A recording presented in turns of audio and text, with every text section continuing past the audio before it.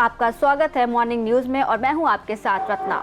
आपका दिन शुरू हो रहा है एक ताजगी भरे और अपडेटेड मोड के साथ, क्योंकि हम लेकर आए हैं देश दुनिया की सबसे बड़ी खबरें। आज आपको मिलेंगी वो खबरें जो सोचने पर मजबूर करें, मुस्कुराने पर मजबूर करें और साथ ही दिन की ऊर्जा को दोगुना कर दें। तो चलिए तैयार हो जाइए एक सकारात्मक और एनर्जेटिक सफर के लिए, जहां हर खबर आपके दिन को बनाएगी और भी रोचक और प्रेरक। केंद्रीय बजट पेश होने में अब कुछ घंटे बाकी हैं। केंद्रीय वित्त मंत्री निर्मला सीतारमण आज संसद में बजट 2026-27 पेश करेंगी। ये उनका लगातार 9वां बजट होगा। पिछले बजट में सरकार ने 12 लाख रुपए तक की इनकम को टैक्स फ्री कर मिडिल क्लास को बड़ी राहत दी थी और अब कारोबारी, युवा, टैक्स पेयर्स और किसानों हर किसी की नजर इस बार के बजट पर टिकी हुई है। बिहार में जमीन पर जबरदस्ती कब्जा दिलाने में पुलिस आगे रहती है। जमीन को लेकर हिंसा की घटना कोई बड़ी बात नहीं है। कई पुलिस वालों ने तो जमीन के कारोबार को अपना धंधा बना लिया है।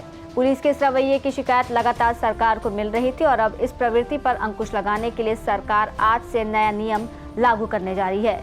इस नए नियम के लागू होने से जमीनी मामलों में पुलिस की भूमिका सीमित हो जाएगी। आज से फास्टैग के लिए केवाईसी वेरिफिकेशन की जरूरत पूरी तरह से खत्म हो जाएगी। NHAI यानी भारतीय राष्ट्रीय राजमार्ग प्राधिकरण पहले ही इसकी घोषणा कर चुका है। नए नियमों के तहत अब फास्टैग जारी करने वाले बैंकों को ही फास्टैग जारी करने से पहले पूरी जरूरी जांचें पूरी करनी होंगी। आज से देश भर में सिगरेट, तंबाकू और अन्य तंबाकू उत्पादों पर नया टैक्स लागू हो जाएगा। नया टैक्स लागू होने की वजह से सिगरेट, तंबाकू और अन्य सभी तंबाकू उत्पाद महंगे हो जाएंगे। सरकार इन पर उत्पाद शुल्क और उपकर बढ़ा रही है, जो GST से अलग होगा। वित्त मंत्री निर्मला सीतारमण आज लगातार 9वां बजट पेश करने वाली हैं। ये देश के संसदीय इतिहास में एक नया रिकॉर्ड होगा। वैश्विक आर्थिक अनिश्चितताओं के दौर में पेश होने वाले इस बजट से सुधारवादी कदमों के जरिए विकास को गति मिलने की काफी उम्मीदें हैं। इस उपलब्धि के साथ ही सीतारमण पूर्व प्रधानमंत्री मोरारजी देसाई के 10 बजट के कुल रिकॉर्ड के बेहद करीब पहुंच जाएंगी।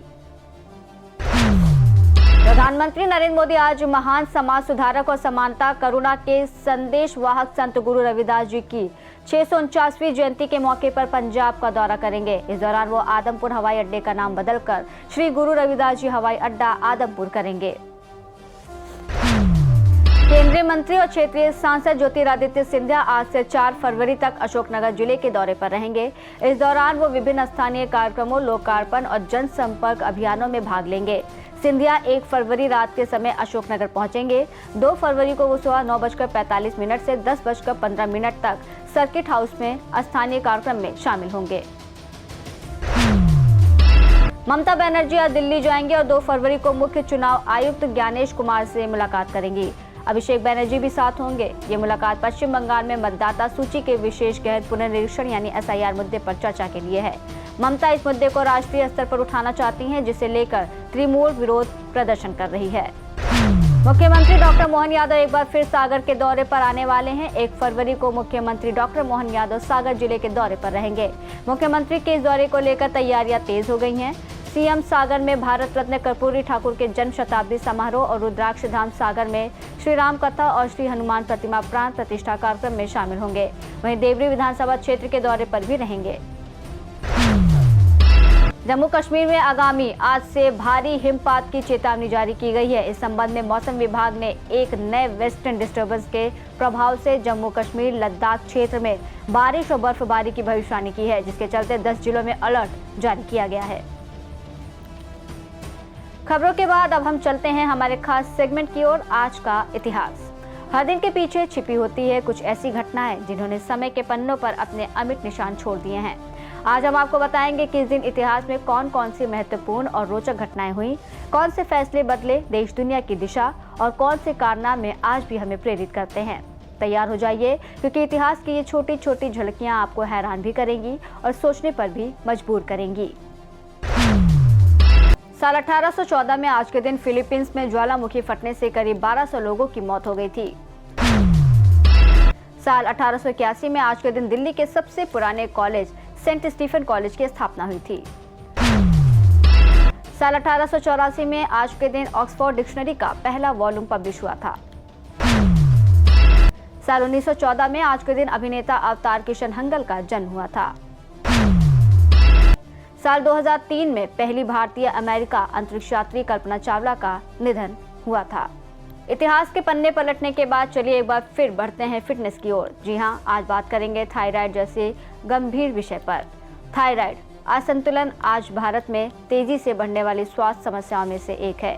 ये समस्या महिलाओं में ज्यादा देखी जाती है, लेकिन पुरुषों और बच्चों में भी बढ़ती जा रही है।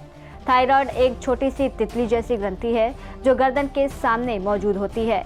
ये शरीर के सबसे जरूरी हार्मोन्स T3, T4 और TSH का निर्माण करती है, और अगर ये हार्मोन कम हो जाए या ज़्यादा हो जाए तो इसे थायराइड असंतुलन कहा जाता है। ये असंतुलन धीरे धीरे या अचानक कई तरह के लक्षण दिखा सकता है, इसलिए समय पर पहचान और इलाज बेहद ज़रूरी है। और अगर आपको थायराइड है तो चलिए बताते हैं कि आप खुद को कैसे रख सकते हैं फिट। थायराइड ग्रंथियों को सक्रिय करने के लिए मत्स्यासन, सर्वांगासन, हलासन और उष्ट्रासन जैसे योगासन करें। खाली पेट गुनगुना नींबू पानी, भीगे हुए बादाम या अखरोट का सेवन मेटाबॉलिज्म को बूस्ट करता है। चीनी, प्रोसेस्ड फूड और सोया उत्पादों का सेवन कम करें क्योंकि ये हार्मोन संतुलन बिगाड़ सकते हैं। रात के खाने के बाद टहलना पाचन और हार्मोन संतुलन के लिए बहुत जरूरी है। फिलहाल आज के लिए बस इतना ही। हम फिर मिलेंगे नए अपडेट्स, नए रोचक सेगमेंट्स और नए अनुभवों के साथ, ताकि आपका हर दिन बन सके और भी जानकारीपूर्ण और मजेदार। तब तक हमारे साथ जुड़े रहिए, मुस्कुराते रहिए और अपने दिन को सकारात्मक ऊर्जा से भरते रहिए।